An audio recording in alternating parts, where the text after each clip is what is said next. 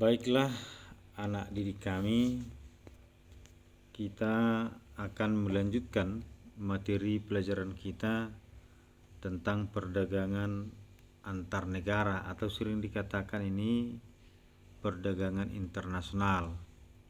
Tapi anak didik kami, minggu yang lalu kita sudah membahas tentang perdagangan antar pulau ataupun antar daerah, di mana kita sudah bahas bahwa ada dua faktor utama yang menyebabkan ataupun faktor pendorong terjadinya perdagangan antar pulau. Yang pertama itu adalah karena perbedaan produksi atau hasil yang dimiliki oleh masing-masing pulau atau daerah. Yang kedua adalah karena adanya perbedaan harga. Sedangkan manfaatnya ada 3 secara umum. Yang pertama adalah menyediakan alternatif alat pemuas kebutuhan bagi konsumen. Ya, semakin banyak pilihan bagi konsumen terhadap barang-barang ataupun alat pemuas yang dibutuhkan. Yang kedua adalah meningkatkan produktivitas ataupun hasil. Kenapa? Karena tingginya permintaan ini menyemangati atau mendorong produsen ataupun penghasil sehingga semakin bergairah untuk melakukan kegiatan produksi. Dan yang ketiga adalah memperluas kesempatan kerja. Ya, kenapa? Karena produsen ataupun penghasil, ya, dia bekerja ada penghasilan, bahkan tidak tertutup kemungkinan dia akan membutuhkan karyawan ataupun tenaga kerja. Apalagi nanti kalau usahanya itu berkembang terus menerus. Ya, di kelas 8 sudah kita lihat, di kelas 7 sudah kita lihat orang-orang kreatif itu ya bekerja untuk dirinya, menciptakan lapangan kerja, bahkan mempekerjakan orang lain. Baik, kita lanjut anak didik kami tentang perdagangan antar negara. Ya, jadi kalau sebelumnya antar daerah, antar pulau, jadi ini adalah antar negara. Berarti adalah perdagangan yang terjadi antara satu negara dengan negara yang lain. Jadi ruang lingkupnya lebih luas ini antar negara. Misalnya antara Indonesia dengan Singapura atau Indonesia dengan negara-negara lain dan sebaliknya. Adapun yang menjadi ruang lingkup ya perdagangan antar negara ini, yang pertama adalah terjadi perpindahan barang ataupun jasa dari suatu negara ke negara lain. Jadi bukan hanya barang, termasuk jasa-jasa daripada tenaga kerja. Ya, tenaga kerja Indonesia banyak di luar negeri dan tenaga kerja asing juga ada juga di Indonesia.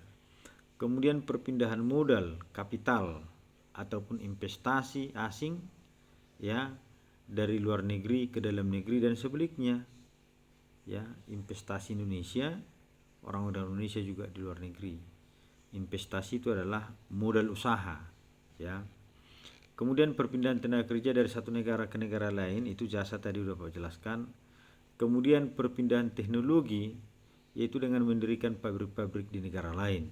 Apakah Indonesia ya berdiri pabrik dengan menggunakan teknologi dari luar negeri dan sebaliknya, ya, perusahaan-perusahaan di luar negeri menggunakan teknologi dari Indonesia.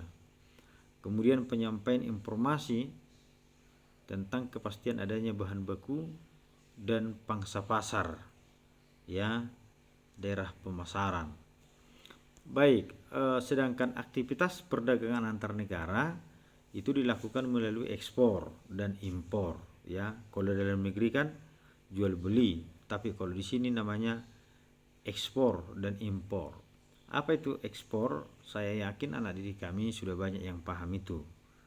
Ekspor itu merupakan kegiatan menjual barang atau produk dari dalam negeri ke luar negeri. Ya, kita banyak di Indonesia mengekspor hasil-hasil pertanian kita. Ya, hasil-hasil tambang kita. Jadi sekali lagi menjual barang dari dalam negeri ke luar negeri disebut dengan ekspor. Sedangkan orang yang melakukan itu disebut dengan eksportir. Mudah-mudahan kelak anak didik kami ada yang menjadi eksportir hasil-hasil bumi yang dari Cianjur mula-mula, apakah itu kopi apakah itu bawang dan lain sebagainya. Ya, barang yang diekspor akan dibayar oleh pihak pembeli ataupun pengimpor dengan mata uang asing, ya seperti dolar, ya ringgit, pound sterling dan lain sebagainya. Kegiatan yang kedua adalah impor. Ini kebalikan daripada ekspor. Kalau ekspor tadi menjual barang dan jasa dari dalam negeri ke luar negeri, tapi kalau impor itu adalah sebaliknya, membeli barang dari luar negeri ke dalam negeri. Kemudian seseorang atau badan yang melakukan kegiatan impor disebut dengan importir. Ya, barang-barang importir Indonesia ada dua yang diimpor, terdiri dari migas dan non migas. Ya, ada beberapa kebijakan pemerintah dalam mendorong ekspor. Yang pertama, memberi kemudahan kepada eksportir. Ya, jadi tidak dipersulit tapi dipermudah. Ya, apakah itu perizinannya, fasilitas lainnya, pelatihan, ya, kemudian menjaga kestabilan nilai tukar rupiah. Kita menginginkan nilai tukar rupiah yang stabil sehingga ini bisa kita prediksi, ya, misalnya bagi eksportir berapa biaya ekspornya, berapa nanti nilai jualnya, ya, dan sebaliknya. Ya, kemudian membuat perjanjian dagang internasional. Ya, negara-negara kita harus banyak melakukan kerjasama dengan negara lain untuk mempermudah pelaksanaan ekspor dan impor. Kemudian meningkatkan promosi. Ini sangat perlu, mempromosikan, ya, produk-produk yang akan kita ekspor ke luar negeri.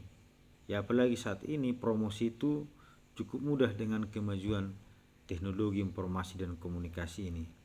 Ya, barangkali adik kami begitu mengenal itu yang namanya pasar abstrak ataupun pasar online.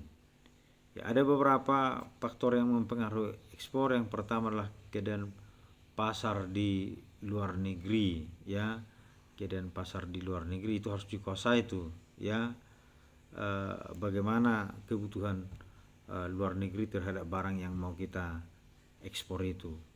Apakah permintaannya tinggi, apakah harganya, itu harus dikuasai oleh para eksportir.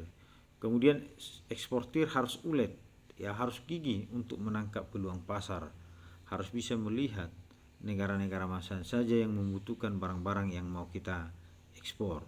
Kemudian kondisi sosial, ekonomi, politik suatu negara, ya, itu juga mempengaruhi kegiatan ekspor maupun impor. Baik anak didik kami, itu yang bisa Bapak jelaskan dalam pertemuan kita ini. Mudah-mudahan bisa dipahami. Terima kasih.